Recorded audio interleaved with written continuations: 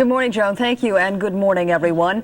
There are indications that China is on the brink of a civil war. Army troops loyal to government hardliners have taken up key positions in Beijing, and there are reports of fighting between them and other units opposed to the bloody crackdown on student protesters.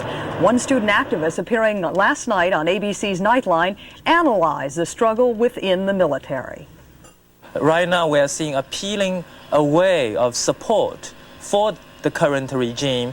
First, we've seen the defection by very top elites within the government and the party, and now we're seeing the defection of perhaps middle-level elites within the military, and I think it will be a matter of days, perhaps of hours, when we see the last and perhaps fatal defection by the ranks from the current regime. Despite the convoys of tanks, some Beijing shops are still open and lines there are long as people try to stock up on food in case of any more violence.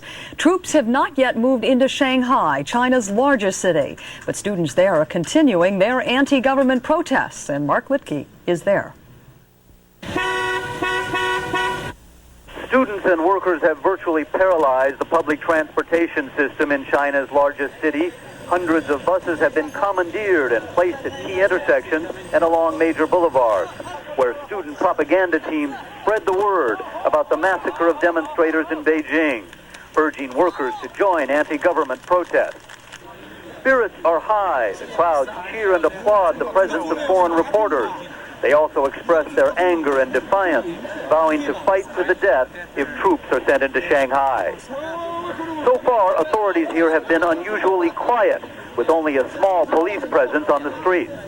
But foreign diplomats in Shanghai do not believe the government will allow such an important commercial and industrial city to be disrupted for long. Rumors are rampant that troops and tanks are already positioned to enter the city, but these are only rumors that diplomats here have not verified at all. At the present time, the atmosphere at the barricades is spirited and united, but there's apprehension as well. The students and workers here know that similar barricades in Beijing were helpless in the end against army tanks and machine guns. Mark Litke, ABC News, Shanghai. The U.S. Embassy in China is strongly urging all Americans to leave Beijing as soon as possible, and many are. These Americans are packing up. Japan Airlines says its Beijing office is full of foreigners trying to buy tickets out of China. Other international news this morning.